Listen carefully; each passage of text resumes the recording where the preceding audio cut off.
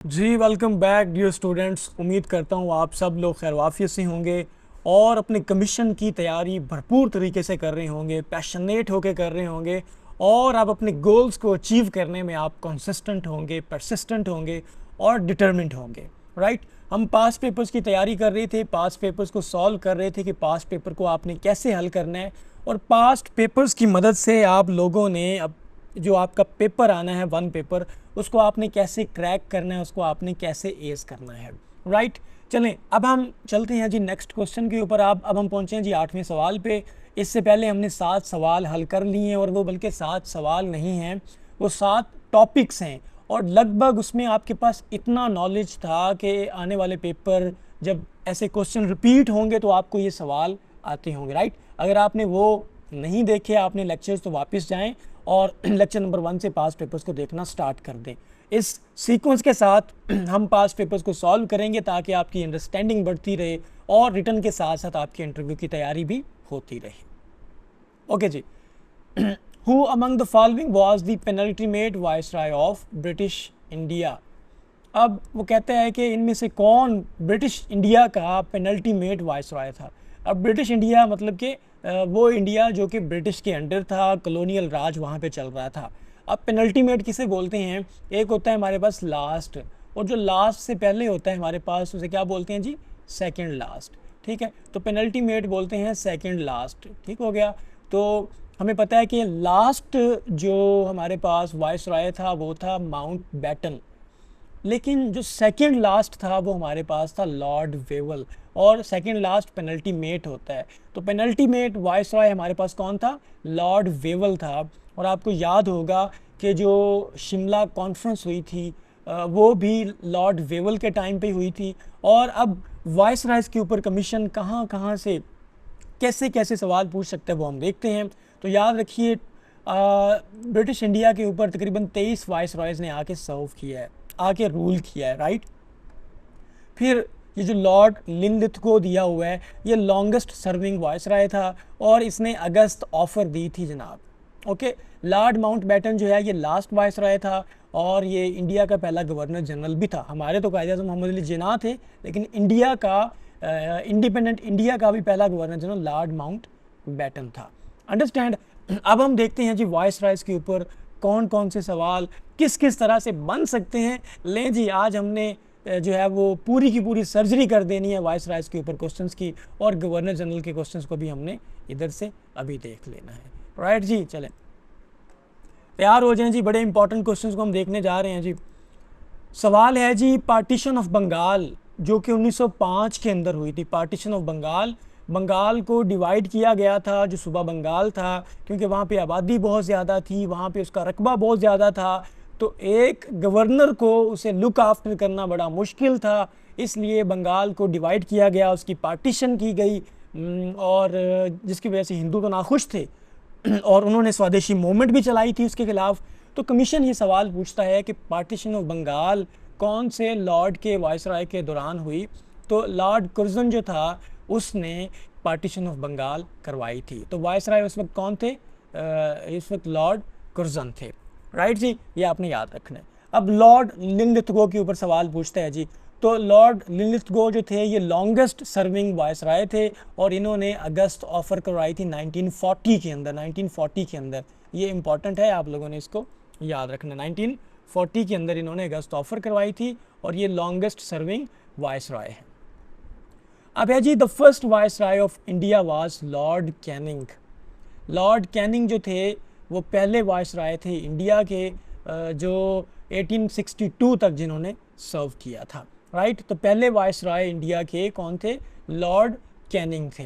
Right, तो viceroy और governor general में आपने डिफरेंस रखना है। तो अगर वो पहला वाइसराय पूछें तो लॉर्ड कैनिंग है, और अगर पहला गवर्नर जनरल पूछें तो वो वैरन हेस्टिंग है। वैरन हेस्टिंग पहले गवर्नर जनरल हैं। एक्चुअली ये बंगाल के गवर्नर जनरल थे पहले, क्योंकि उस वक्त ब्रिटिश के पास बंगाल था, पूरा इंडिया उनके कंट्रोल में नहीं आया था, इस वजह से फिर भी वैरन हेस्टिंग को इंडिया का पहला गवर्नर जनरल कहा जाता है। राइट, तो ये आपने ये पॉइंट याद रखना है। पहले गवर्नर जनरल जो है वो वैरन हेस्टिंग और पहला जो वाइसराय था वो लॉर्ड कैनिंग था।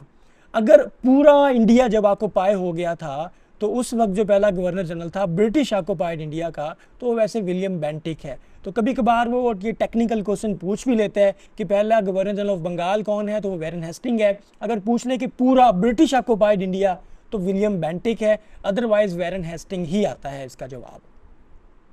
First governor general of dominion of India was Lord Mountbatten.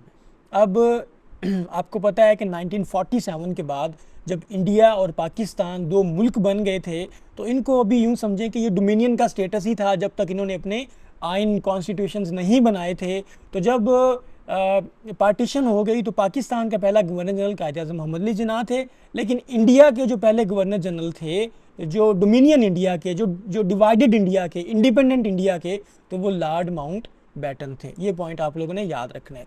अगर वैसे इंडिया का पूछे गवर्नर जनरल तो वैरन हेस्टिंग है, अगर डिवाइडेड इंडिया का या इंडिपेंडेंट इंडिया का तो वो लॉर्ड माउंट बैटन है, जो आखिरी वायसराय भी था वहाँ पे, और पहला गवर्नर जनरल है किसका, इंडिया का, डिवाइडेड इंडिया का या डोमिनियन ऑफ इंडिया का।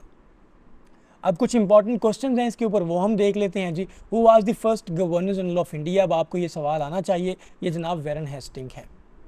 ओके, ये बात आपने याद रखनी। अच्छा, ये रॉबर्ट क्लीव भी आ गया। रॉबर्ट क्लीव, ये आपको पता होगा जंग प्लासी जो थी ये रॉबर्ट क्लीव ने लड़ी थी जनाब, रॉबर्ट क्लीव ने सिराजुद्दौला के खिलाफ। Okay, who was the first viceroy of India? तो फर्स्ट वायसराय ऑफ इंडिया कौन था जी? लॉर्ड कैनिंग था, जो 1856 से 62 तक जो है ये लॉर्ड इसका वायसराय रहा था। Okay, which governor general associated with the regulating act of 1773? तो 1773 का जो रेगुलेटिंग एक्ट था उस वक्त कौन गवर्नर जनरल था? तो याद रखिए वैरन हेस्टिंग जो है, वैरन हेस्टिंग ये उस वक्त का गवर्नर जनरल था।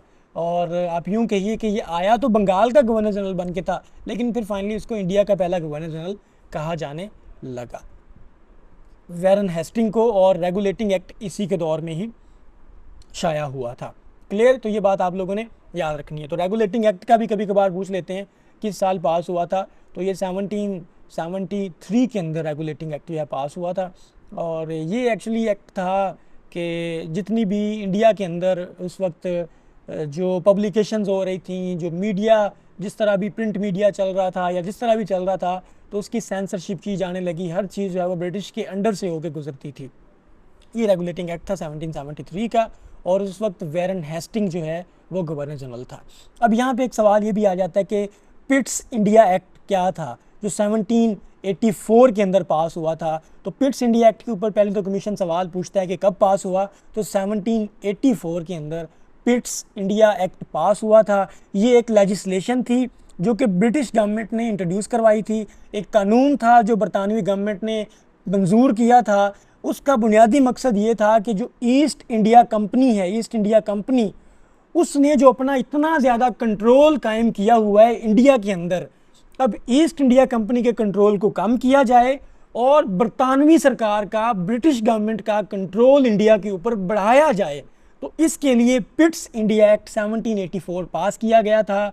ब्रिटिश गवर्नमेंट देख रही थी कि ईस्ट इंडिया कंपनी वाले तो अब जाके भाई बदमाश हो गए हैं, तो क्यों ना इनकी ताकत को ज़रा कम किया जाए और ब्रिटिश गवर्नमेंट की ताकत को वहाँ पे बढ़ाया जाए। तो पिट्स इंडिया एक्ट आया 1784 में, ताकि पॉलिटिकल और मिलिट्री एक्टिविटीज़ जो हैं वो डायरेक्ट ब्रिटिश गवर्नमेंट के अंडर आएँ और ईस्ट इंडिया कंपनी की ताकत को थोड़ा कम किया जाए। राइट, तो इसके तहत एक बोर्ड ऑफ कंट्रोल बन गया था और कोर्ट ऑफ डायरेक्टर्स बन गया था। अंडरस्टैंड जी? चलो आगे चलते हैं हम। Who introduce the doctrine of lapse in India? तो सबसे पहले याद रखिए कि डॉक्ट्रिन ऑफ लैप्स जो था ये इसको इंट्रोड्यूस करवाने वाला लॉर्ड डलहौजी था, लॉर्ड डलहौजी। और डॉक्ट्रिन ऑफ लैप्स का मतलब ये था कि अगर किसी राजा, महाराजा या किसी रानी, जो भी उस वक्त बादशाह है किसी देसी रियासत का, अगर उसका अपना बेटा नेचुरल, उसका सन नहीं है, उसकी अपनी औलाद नेचुरल नहीं है, और अगर उसने अडॉप्ट कर ली है, तो उसकी डेथ के बाद अगर तो उसकी कोई नेचुरल औलाद है तो फिर वो सरदार या बादशाह या हुक्मरान बन सकती है। लेकिन अगर उसने कोई अडॉप्ट कर लिया, किसी सन को, किसी बच्चे को उसने गोद ले लिया, तो उसकी डेथ के बाद उस रियासत का वो बादशाह, हुक्मरान, रूलर या किंग नहीं बन सकता। ये डॉक्ट्रिन ऑफ लैप्स था। और जब कोई वो हुक्मरान नहीं बन सकता था तो वो रियासत अल्टीमेटली ब्रिटिश गवर्नमेंट के कंट्रोल में चली जाती थी। तो इसके ऊपर बड़ा शोर शराबा हुआ और सतारा की रियासत जो थी इसको भी ब्रिटिश ने अपने कंट्रोल में ले लिया। झांसी की रानी, आपने लक्ष्मीबाई का नाम सुना होगा, तो उसकी रियासत भी जाती रही और नागपुर की रियासत भी इसी कानून के तहत, इसी डॉक्ट्रिन के तहत ब्रिटिश गवर्नमेंट ने अपने कंट्रोल में ले ली। और आपको याद होगा इस वजह से 1857 की जो वार हुई थी तो उसमें झांसी की रानी लक्ष्मीबाई और बाकी लोगों ने ब्रिटिश के खिलाफ खुलकर बगावत की थी क्योंकि उनकी रियासतें ख़तरे में थी उस टाइम। ओके जी, तो ये लॉर्ड डेलहौजी लेके आया था डॉक्ट्रिन ऑफ लैप्स, ये गलबन 1847 में लेके आया था, ये इसको आपने देख लेना है। Which viceroy of India is known for partition of Bengal, तो पार्टीशन ऑफ बंगाल मैंने आपको बता दिया 1905 में हुई थी और हिंदुओं को इसका बड़ा दुख हुआ था, इसलिए उन्होंने कहा कि इस पार्टीशन को कैंसिल किया जाए और इसके खिलाफ उन्होंने कौन सी मूवमेंट चलाई थी? स्वदेशी मूवमेंट। ये भी कमीशन सवाल पूछता है, स्वदेशी मूवमेंट। इसका मकसद ये था कि जितनी भी ब्रिटिश गवर्नमेंट्स बाहर से, ब्रिटिश प्रोडक्ट्स बाहर से आ रही हैं उनको इंडियंस ने नहीं ख़रीदना, उनका बाइकआउट करना है। तो इस वजह से बरतानवी हुकूमत कहीं ना कहीं प्रेशर में भी आई और फिर आपको पता है कि 1911 के अंदर बंगाल की पार्टीशन को कैंसिल कर दिया गया था। अंडरस्टैंड जी? तो लॉर्ड कुर्जन थे इसकी पार्टीशन करवाने वाले, right? Okay, who was the last governor general of independent India, तो जो इंडिया आज़ाद हो चुका था जब, तो उस वक्त उसके आखिरी गवर्नर जनरल कौन थे? तो सी राजगोपाल आचार्य इसके आखिरी गवर्नर जनरल थे, क्योंकि आपको पता है कि पाकिस्तान के भी आखिरी गवर्नर जनरल कौन थे जी?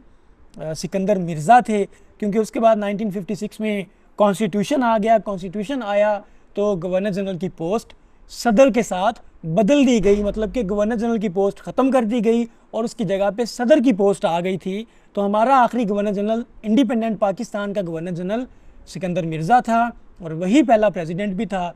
और इंडिया का, इंडिपेंडेंट इंडिया का आखिरी गवर्नर जनरल राजगोपाल आचार्य था और इनका पहला गवर्नर जनरल डिवाइडेड इंडिया का, इंडिपेंडेंट इंडिया का लॉर्ड माउंटबेटन था।